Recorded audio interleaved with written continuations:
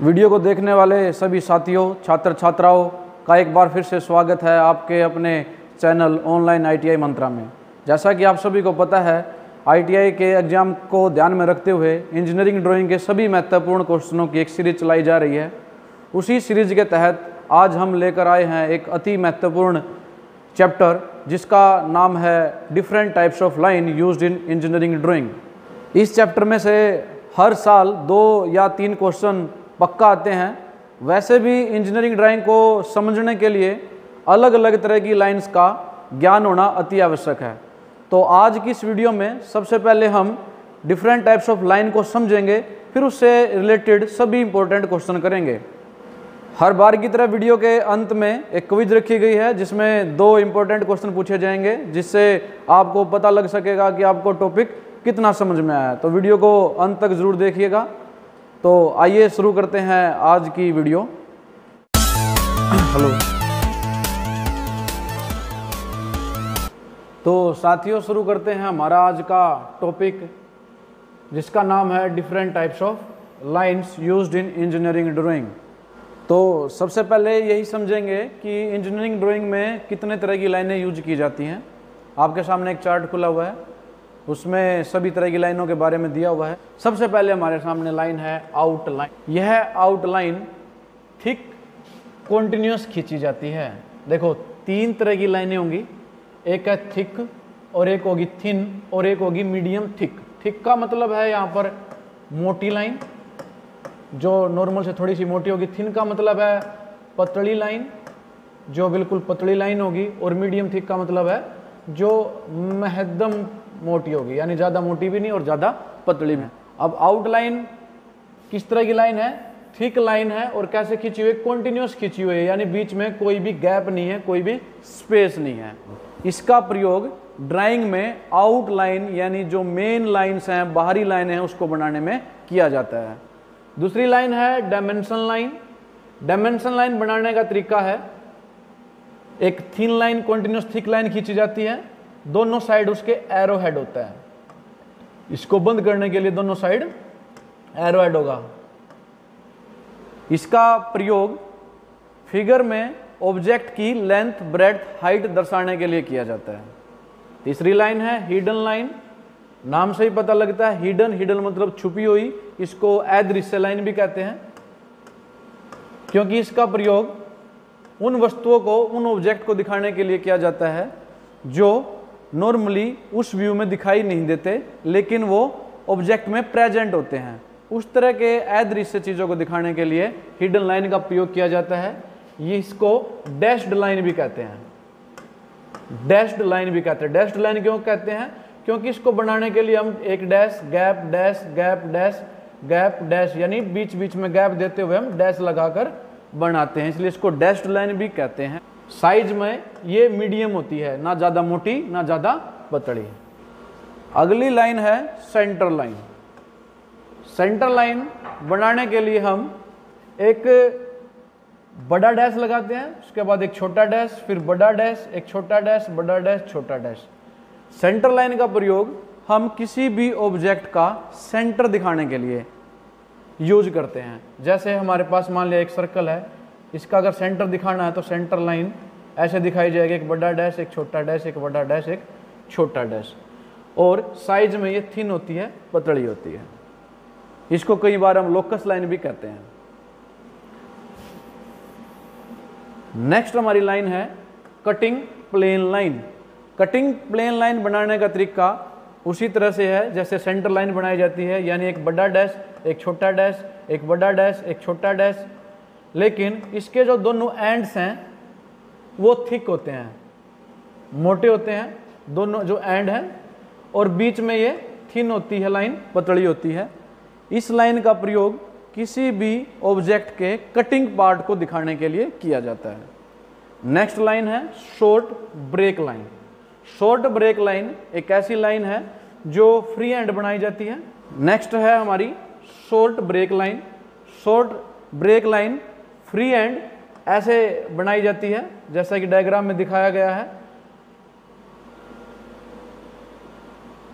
Size में यह thin होती है, पतली होती है और इसका प्रयोग वहाँ किया जाता है जब हमारा कोई ऑब्जेक्ट ड्राइंग शीट से काफ़ी बड़ा हो और उसको शॉर्ट में दिखाना है, तो उसके बीच में हम ये लाइन ड्रा कर देते हैं और उसका साइज लिख देते हैं, जिससे हमें पता लग जाता है कि ऑब्जेक्ट की लेंथ ड्राइंग शीट से ज़्यादा बड़ी थी। नेक्स्ट है हमारी long break line. Long break line बनाने का तरीका है, एक लाइन खींचते हैं, बीच में जिग जैग, फिर लाइन, एक बीच में जिग जैग, फिर लाइन। साइज में ये पतली होती है और इसका प्रयोग भी किसी बड़े ऑब्जेक्ट को जो काफ़ी बड़ा हो, जिसकी लंबाई बहुत ज़्यादा हो, उसको शॉर्ट में ड्राइंग पर दिखाने के लिए लॉन्ग ब्रेक लाइन का प्रयोग किया जाता है। इस लाइन को जिग जैग लाइन भी बोलते हैं, इसकी शेप की वजह से। नेक्स्ट हमारी लाइन है सेक्शन लाइन। सेक्शन लाइन को हैचिंग लाइन भी बोलते हैं।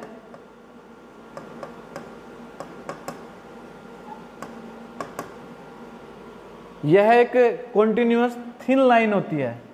कॉन्टिन्यूअस मतलब बीच में ना कोई डैश होता, ना कोई गैप होता, और साइज में ये पतली होती है, थिन होती है। इसका प्रयोग किसी भी सेक्शन को दिखाने के लिए या किसी कटे हुए पार्ट को दिखाने के लिए करते हैं। नेक्स्ट हमारी लाइन है डिट्टो लाइन।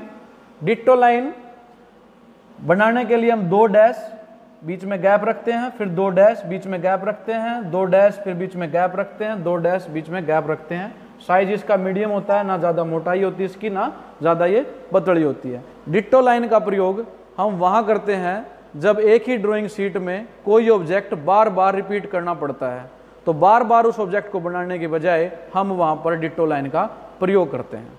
तो इस प्रकार हमने ये डिफरेंट टाइप्स ऑफ लाइन देखी है। एक बार इसका ओवरव्यू देख लेते हैं। आउटलाइन मोटी कॉन्टिन्यूस थिक लाइन होती है, इसको कॉन्टिन्यूस थिक लाइन भी बोलते हैं। दूसरी डायमेंशन लाइन है, इसका प्रयोग ऑब्जेक्ट की डायमेंशन दिखाने के लिए करते हैं। हिडन लाइन इसको अदृश्य लाइन भी बोलते हैं या डैश्ड लाइन भी बोलते हैं, क्योंकि ये डैश डैश में बनती है, मीडियम साइज की होती है। सेंटर लाइन किसी भी ऑब्जेक्ट के सेंटर को दिखाने के लिए। कटिंग प्लेन लाइन किसी कट सेक्शन को दिखाने के लिए इसका प्रयोग करते हैं। शॉर्ट ब्रेक लाइन जो ऑब्जेक्ट लेंथ में बहुत ज़्यादा बड़ा होता है वहाँ इसका प्रयोग करते हैं, और वो ऑब्जेक्ट अगर और भी ज़्यादा बड़ा है, उसकी लंबाई बहुत ज़्यादा है, तो वहाँ लॉन्ग ब्रेक लाइन का प्रयोग करते हैं। लॉन्ग ब्रेक लाइन को जिगजैग लाइन भी बोलते हैं। सेक्शन लाइन को हम हैचिंग लाइन भी बोलते हैं। इसका प्रयोग किसी सेक्शन को दिखाने के लिए या कटे हुए पार्ट को दिखाने के लिए करते हैं। डिट्टो लाइन, इस लाइन का प्रयोग हम किसी ऑब्जेक्ट को कॉपी करने के लिए करते हैं। तो आइए अब शुरू करते हैं इसके इंपॉर्टेंट क्वेश्चंस। फर्स्ट क्वेश्चन है, नीचे दिए गए चित्र में लाइन एक्स का नाम बताओ। आपके पास एक डायग्राम दिया हुआ है।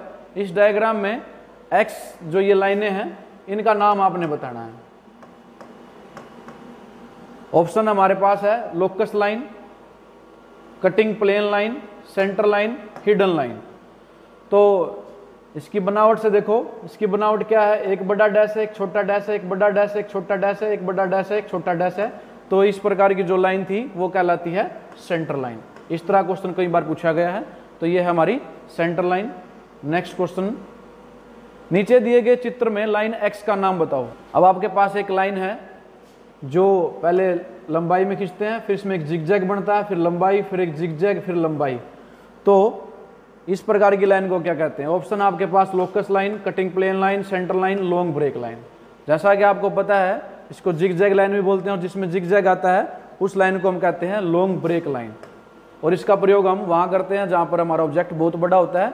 जैसा कि डायग्राम में दिखाई दे रहा है कि ये पाइप का चित्र है, और पाइप की जो लेंथ है ड्राइंग शीट से बहुत बड़ी है, इसलिए हम इसको बीच में से काटकर जिगजैग लाइन या लॉन्ग ब्रेक लाइन का प्रयोग करके दिखाते हैं। तो नेक्स्ट क्वेश्चन पे चलते हैं। निम्न में से कौन सी लाइन फ्री हैंड खींची जाती है? ऑप्शन है हमारे पास object line, short break line, centre line, dimension line. जब हमने लाइनें करी थी तो आपको याद होगा कौन सी लाइनें खींची जाती है free hand? Short break line. कैसे खींची जाती थी ये?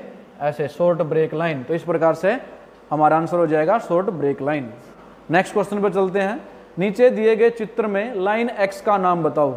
ऑप्शन हमारे पास locus line, hatching line, centre line, extension line. ये लाइन पूछी गई है। ये जो लाइनें बीच में दी गई हैं से, इन लाइनों को क्या कहते हैं? इन लाइनों को कहते हैं हैचिंग लाइन। तो हमारा आंसर हो जाएगा हैचिंग लाइन। नेक्स्ट क्वेश्चन पे चलते हैं। ये काफ़ी इंपॉर्टेंट क्वेश्चन है, कई बार एग्जाम में पूछा गया है। हैचिंग लाइन कितने कोण पर झुकी होती हैं? जो हैचिंग लाइन बनाने का तरीका है, अभी पिछले डायग्राम में हमने देखा था, ये जो है लाइनें हैचिंग लाइन है, ये एक एंगल पर बनाई जाती हैं। वो एंगल कितना होगा, हमारे पास ऑप्शन है 30 डिग्री, 60 डिग्री, 45 डिग्री, 75 डिग्री। तो वो एंगल है 45 डिग्री। हमारा आंसर हो जाएगा सी, 45 डिग्री। हैचिंग लाइन या सेक्शन लाइन 45 डिग्री के एंगल पर बनाई जाती है। ये कई बार यह क्वेश्चन आ चुका है। नेक्स्ट क्वेश्चन करते हैं। नीचे दिए गए चित्र में लाइन एक्स का नाम बताओ। ये लाइन एक्स है, इसका नाम बताना है। जो ये बीच में एक लाइन है, दोनों साइड इसके एरो गिवन है, एरो हेड बोलते हैं इसको। तो इस लाइन का क्या नाम है, dimension line, hatching line, centre line, extension line. जब हमने डिफरेंट टाइप्स ऑफ लाइन करी थी तो आपको याद होगा, जब एक लाइन खींचते हैं और दोनों साइड उसके एरो ऐड होते हैं तो उसका प्रयोग हम डायमेंशन दिखाने के लिए करते हैं, और वही प्रयोग यहाँ किया गया। दोनों साइड एरो, इनके एरो हैं और बीच में डायमेंशन लिखी हुई है, यानी इस पार्ट की डायमेंशन लिखी हुई, इसका साइज लिखा हुआ है, तो इसको हम कहते हैं डायमेंशन लाइन, और हिंदी में बोल सकते हैं विमांकन line. Next question, engineering drawing में प्रशिक्षण के कार्यों में किस रेंज की लाइनों का प्रयोग किया जाता है? तो हम इंजीनियरिंग ड्राइंग में 0.5 mm की लाइन प्रयोग करते हैं।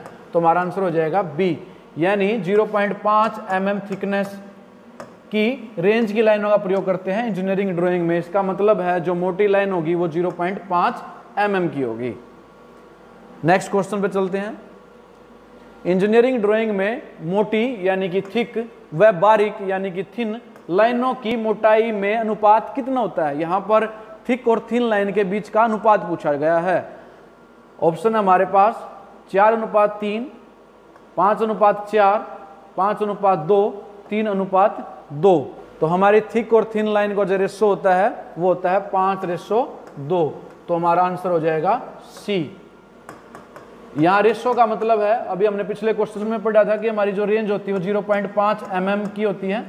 अगर 0.5 mm है, इसका मतलब जो मोटी लाइन खींचेंगे वो 0.5 mm थिकनेस की खींचेंगी। और यहाँ रेशो से पता लगता है इनका रेशो जो है मोटी लाइन और पतली लाइन का 5:2 होना चाहिए। अगर मोटी लाइन 0.5 mm की है तो पतली लाइन जो थिन लाइन है वो 0.2 mm की होगी। नेक्स्ट क्वेश्चन पे चलते हैं। इंजीनियरिंग ड्राइंग में मोटी यानी कि थिक व मध्यम मोटी मीडियम थिक लाइनों की मोटाई का अनुपात कितना होता है? ऑप्शन है हमारे पास 5:3, 5:4, 5:2, 3:2। तो इन दोनों के बीच में जो अनुपात होता है वो होता है 5:3। तो हमारा आंसर हो जाएगा 5:3। तो पिछले क्वेश्चन और इस क्वेश्चन में अगर हम कंपेयर करें तो जो थिक लाइन है, मीडियम थिक लाइन है, थिन लाइन है, उनका जो रेशो आता है 5:3:2। तो इस क्वेश्चन को कई बार पूछ लेता, वो कई बार रेशो पूछता है थिक और थिन का, तो हम 5:2 लिख देते हैं। कई बार पूछता है थिक और मीडियम थिक का, तो 5:3 आ जाएगा। तो इससे कई क्वेश्चन बन सकते हैं। वो मीडियम और थिन का भी पूछ सकता है, तो 3:2 आ जाएगा। वेरी इंपॉर्टेंट क्वेश्चन है। नेक्स्ट क्वेश्चन पे चलते हैं। निरंतर मोटी लाइन यानी कि कॉन्टिन्यूअस थिक लाइन को और किस नाम से पुकारते हैं? ऑप्शंस हैं projection line, dimension line, object line, hatching line. Continuous thick line को ऑब्जेक्ट लाइन भी कहते हैं। तो हमारा आंसर हो जाएगा सी, यानी कि ऑब्जेक्ट लाइन, और इसको हम आउटलाइन भी कहते हैं।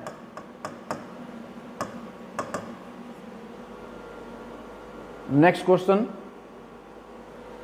नीचे दी गई लाइनों में से किसका प्रयोग छुपे किनारों को दर्शाने के लिए किया जाता है? यहां पर वो लाइन का नाम पूछा गया है जिसमें छुपे किनारे या छुपी लाइनों को दिखाने के लिए करते हैं। ऑप्शन हमारे पास है cutting plane line, centre line, dashed line, dimension line. तो हमने जब डिफरेंट टाइप्स ऑफ लाइन करी थी तो वहां हमने देखा था कि जो छुपे हुए किनारे या छुपी वस्तुओं को दिखाने के लिए हम हिडन लाइन का प्रयोग करते हैं, और हिडन लाइन को ही डैश्ड लाइन कहते हैं। इसलिए हमारा आंसर हो जाएगा डैश्ड लाइन, क्योंकि हिडन लाइन ऐसे डैश में खींची जाती है, dash gap dash gap dash. तो हमारा आंसर हो जाएगा सी।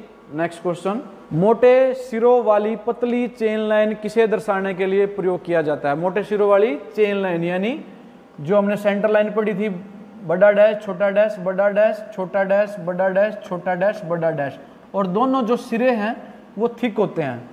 तो उस लाइन का प्रयोग हम कहाँ करते हैं? लाइन की सिमेट्री को दर्शाने के लिए, कटिंग प्लेन को दर्शाने के लिए, आउटलाइन को दर्शाने के लिए, या इनमें से कोई नहीं। इस लाइन का नाम ही कटिंग प्लेन लाइन है और हम इसका प्रयोग कटिंग प्लेन को दर्शाने के लिए करते हैं। तो हमारा आंसर हो जाएगा बी, कटिंग प्लेन को दर्शाने के लिए। नेक्स्ट क्वेश्चन पे चलते हैं। निम्न में से कौन सी लाइन हमेशा ऑब्जेक्ट लाइन के समानांतर खींची जाती है? यहां पर उस लाइन का नाम पूछा गया है जो ऑब्जेक्ट लाइन के पैरेलल खींची जाती है। ऑप्शन है ladder line, dimension line, extension line, centre line. तो हमारा आंसर हो जाएगा डायमेंशन लाइन। डायमेंशन लाइन हमेशा ऑब्जेक्ट लाइन यानी आउटलाइन के पैरेलल खींची जाती है।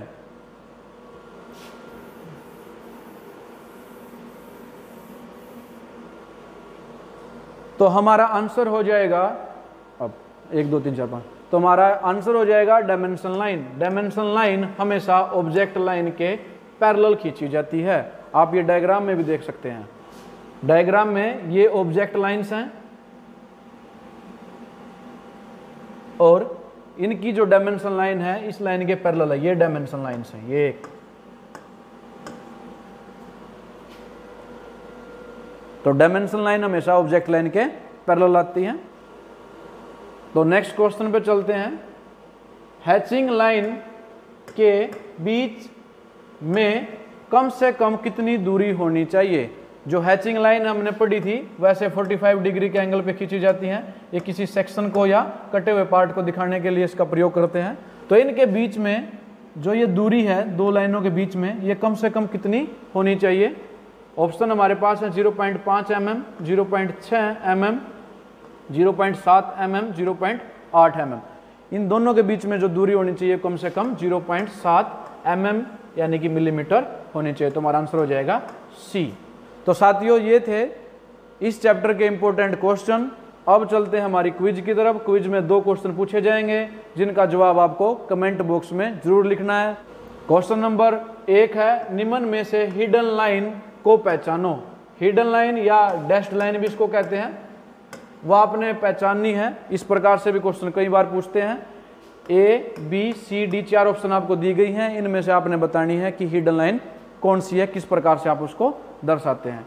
नेक्स्ट क्वेश्चन है, वस्तु के कटे हुए भाग को प्रदर्शित करने के लिए निम्न में से कौन सी लाइन का प्रयोग किया जाता है? ऑप्शन है centre line, hidden line, section line, object line. उम्मीद है साथियों वीडियो को देखने के बाद आपको ये टॉपिक अच्छी तरह समझ में आया होगा। अगर आपको वीडियो पसंद आई है तो please like, comment and subscribe the channel, ताकि आगे आने वाली वीडियो भी आपको समय से मिलती रहे। Thank you so much for watching.